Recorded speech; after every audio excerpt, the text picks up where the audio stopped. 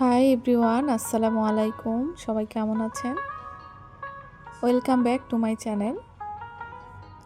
সকালবেলা রাইফকে নিয়ে স্কুলে চলে এসেছি, তারপর রাফসাকে নিয়ে বসে আছি। রাফসা বসে বসে এখানে খেলাধুলা করছে, দুষ্টুমি করছে, মজা করছে। তো ইদানিং ও কিন্তু আর চুপচাপ আমার কোলে বসে থাকে না। তো বাচ্চাদের স্কুলে দিয়ে সব ভাবিরাও এখানে বসে গল্প করতেছে। যা হয় আর কি, বাসার ভিতর কেউই তো আসলে কথা বলতে পারে না, দেখা যায় একলা একলা। তো এখানে আসলে সবাই গল্প জুড়ে দেয়। আমি তো রাফসাকে নিয়ে একটু বেশি ব্যস্ত থাকতে হয়।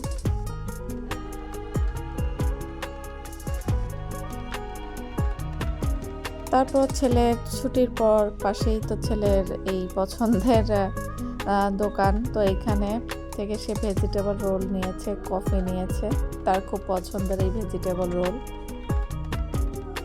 তো রাফসাও ইদানিং পছন্দ করে রোলটা, আর আসলেই খেতে ভালোই হয়, কারণ এটা হোমমেড।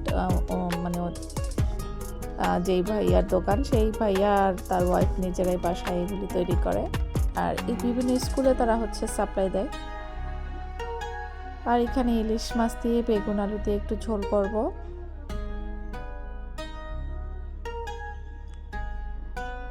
বেগুন দিয়ে ইলিশ মাছের ঝোলটা কিন্তু খেতে খুবই ভালো লাগে, আমার তো খুব পছন্দের। আর আলু দিয়ে পেঁয়াজ কলি ভাজি করব। তো রাইফের বাবা পেঁয়াজ কলি ভাজিটা এভাবে পছন্দ করে, একটু ঝাল ঝাল মশলা করে, তাই এইভাবে করি। আর বলে নিচ্ছি যে আমার ভিডিওটা এখন যারা যারা দেখছেন, ভিডিওটা শুরু করার আগে একটা লাইক করে নেবেন, কারণ একটা লাইক আমার এই ভিডিওটা আরও কয়েকজনের কাছে পৌঁছে দিতে সাহায্য করবে। আর যদি কেউ নতুন ভিজিট করে থাকেন, চ্যানেলটি সাবস্ক্রাইব করার অনুরোধ রইল।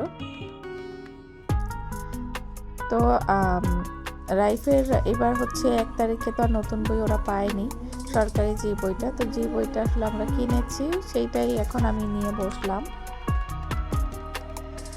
যেটা যেরকম প্রাইভেট স্কুল থেকে টাকা দিয়ে যেটা কিনে নিতে হয়।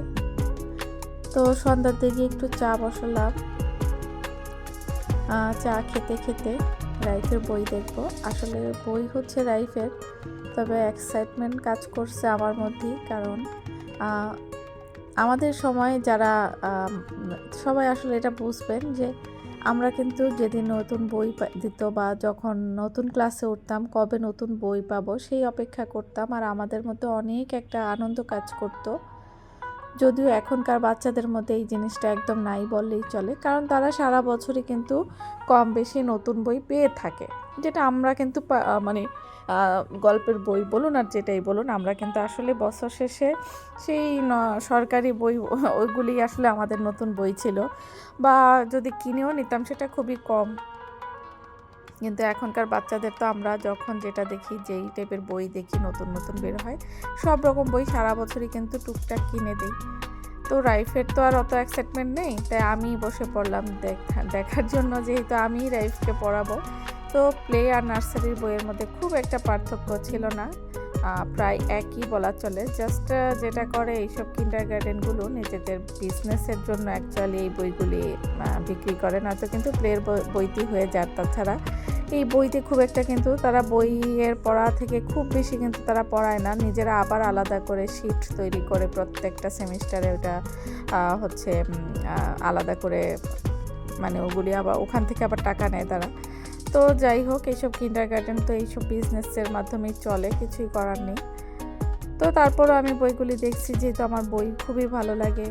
কারণ আমাদের সময় কিন্তু বই ছিল নতুন নতুন কিছু জানার একমাত্র মাধ্যম। আমরা কিন্তু তখন টিভি থেকে, টেলিভিশন থেকে খুব বেশি জানার খুব একটা উপায় ছিল না, কারণ বিটিভি ছিল, তো বিটিভি থেকে আর কতটুকুই বা শিখতাম। তো নতুন বই থেকে কিন্তু আমরা নতুন নতুন জিনিস শিখতাম, ধারণা পেতাম। তা এখন তো নতুন কিছু জানার নানান মাধ্যম, মোবাইল, ল্যাপটপ, কম্পিউটার, টেলিভিশন, সব জায়গা থেকে এখন শেখা যায়, বিভিন্ন জিনিস সম্পর্কে জানা যায়। তো ওর বইগুলি দেখছিলাম আর আমার সেই ছোটোবেলার কথাই আসলে আমি মিস করতেছিলাম।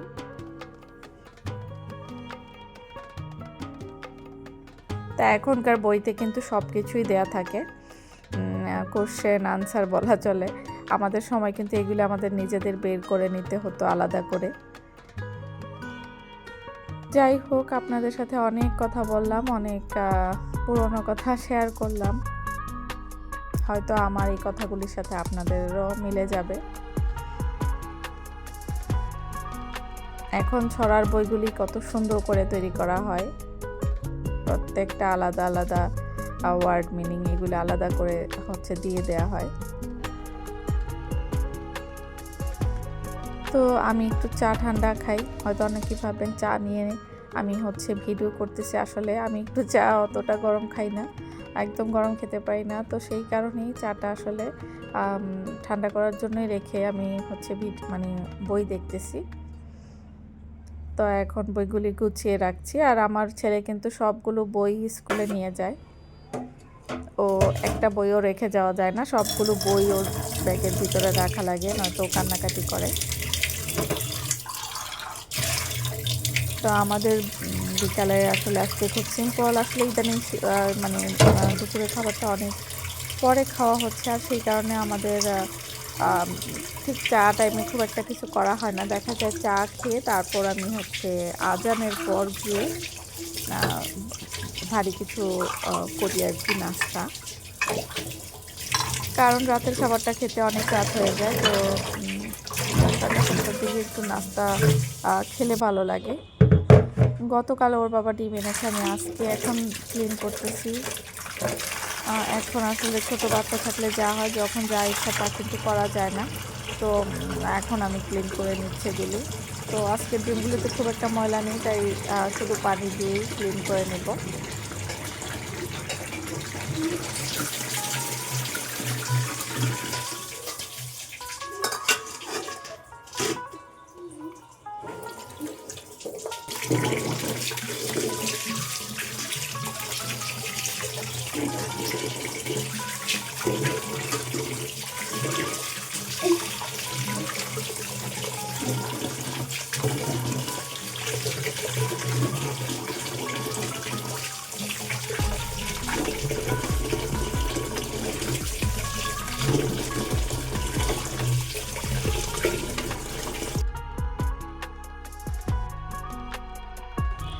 আপনাদের সাথে কথা বলতে বলতে আমি কিন্তু ভিডিওর একদম শেষ প্রান্তে চলে এসেছি।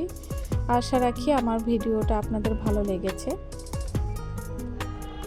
আর যদি ভালো লাগে, আবার বলে দিচ্ছি, একটা লাইক করতে ভুলবেন না। তো আজকের মতো আমি এখানে বিদায় নিচ্ছি। দেখা হবে আবার কোনো নেক্সট ভিডিওতে। ততক্ষণ পর্যন্ত আপনারা সবাই ভালো থাকুন, সুস্থ থাকুন। আল্লাহ হাফিজ।